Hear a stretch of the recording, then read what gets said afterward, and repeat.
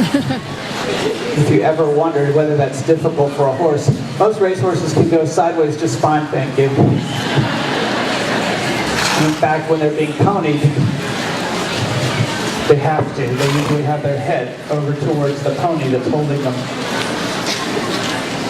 And Tiffany's horse, we've all been kind of interested because he's been extremely quiet all weekend, or 2 days.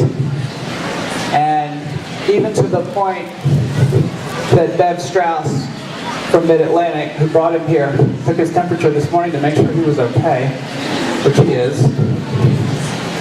And it's really interesting watching him, because anybody who was here yesterday saw that he didn't really show himself off, and now he's a different horse. He's got a real spring to his step, and he's come to life.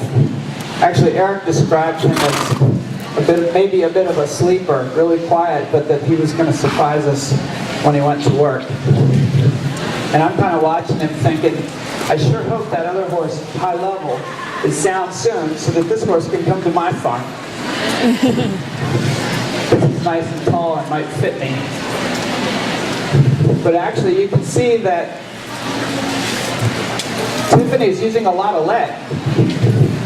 She's giving him little squeezes every step, and she's really pushing him forward into an active trot. And she can tell us why when we talk to her at the end here, but it looks to me like her strategy is to push him forward to get him to focus on going in a straight line and doing his work, rather than just letting him dawdle around and look at you guys and spook. And it seems to be working.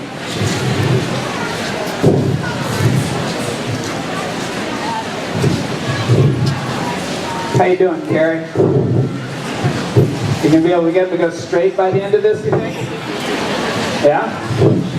We don't expect these guys to train these horses before your very eyes too much, although it'd be kind of neat if they did. We do expect them to train them in the next 5 weeks. And the way you can follow this is that each of the trainers is going to be doing both written and video blogs on our website, retiredracehorsetraining.org. And their job is not only to train the horses, but to educate you guys. So you'll hear a lot of talk, especially from Eric, who likes to talk and educate people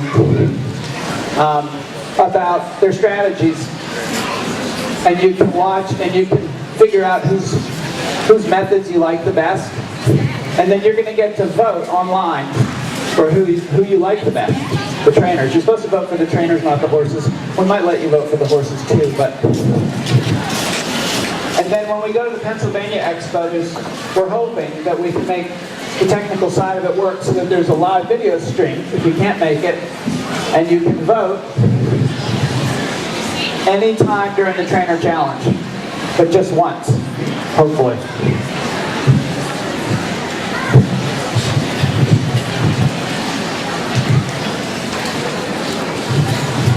So I'm noticing too that all 3 of these riders are keeping contact with their horse's mouth, and I would too under these circumstances.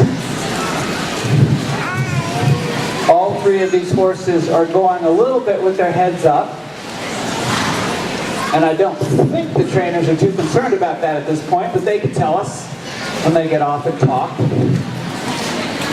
But what we're going to ask them is, after they ride, we're going to ask each trainer to tell us their impressions of the horse and what they think they're going to be working on over the next 5 weeks and how they're going to do it.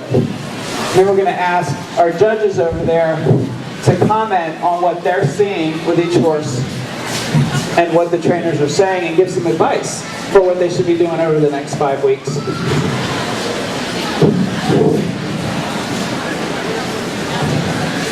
Anybody want to show us anything fancy? We got some jumps out there. I would actually bet that if we put up a cross rail in here, that every one of these horses would trot right over it, but we're not going to do that. But anybody who's had an ex-race horse and started it over jumps will tell you that they tend to be brave and not afraid, and that they know how to push from behind.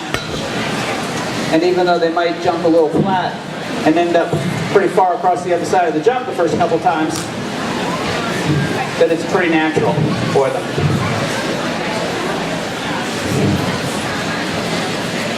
So there's Carrie again, using a lot of inside leg, trying to push the horse back into the rail. She's not wasting any time. She's going ahead and training this horse now. But God, I sure like him. I think that you had a sleeper. I think he's showing himself up under saddle really well. I could really see that horse jumping big sense.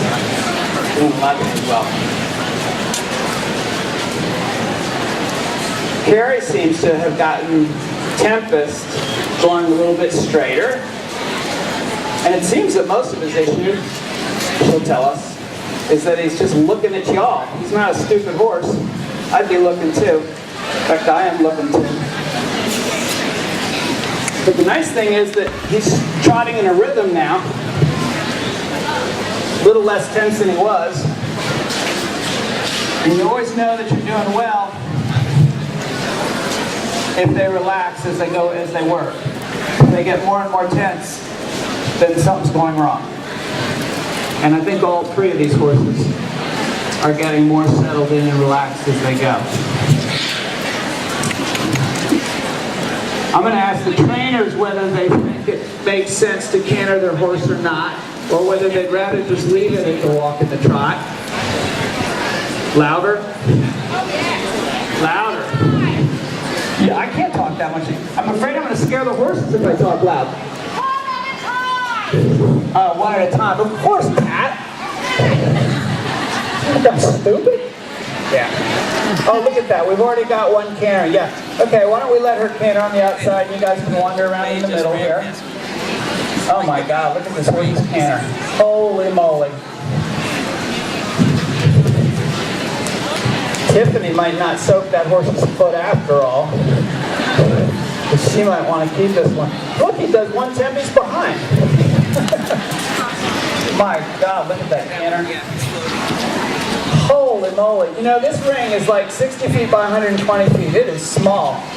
And, you know, when we get on our young horses, 3, 4, even 4 years old, and we try to get them to canter in a space like this, they're usually all over the place, and you can't get around the turns. But this guy had no trouble. The balance of his canter, he could have been cantering in something half this size. No problem at all. Wow. Who wants to try to canter next? Let's let...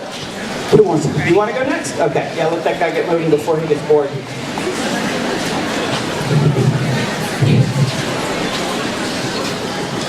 Wow. Nice.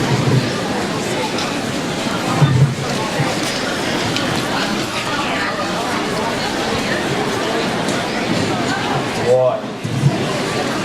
Notice how Carrie is staying balanced up over her feet, and her hands are pushed right down onto the horse's neck, and her reins are fairly short. It's up behind you there, buddy. Good.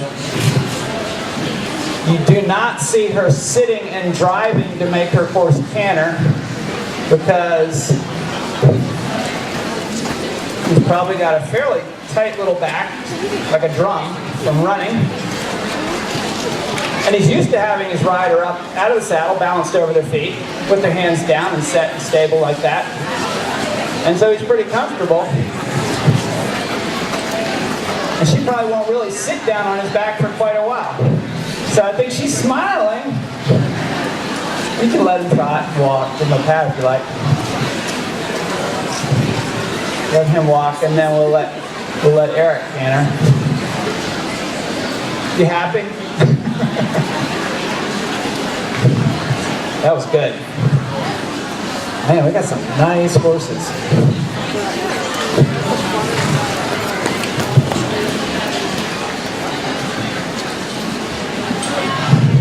And I promise you, unless somebody really pulled a fast one, in fact, most of the owners weren't even here last night, that these horses haven't had any ace or anything like that to settle them. This is what you get. Wow, look at that. Look at that canter. I can't believe she won a horse race. I guess she must be able to go faster than that. Good. You can go as long as you want, or you can try and walk when you're ready. Look how much each one of them has got this huge grin on their face the first time they canter their new horse. Pretty good feeling, huh? Do you want to let them go the other way real quick just for fun? Let's go the other way, one at a time.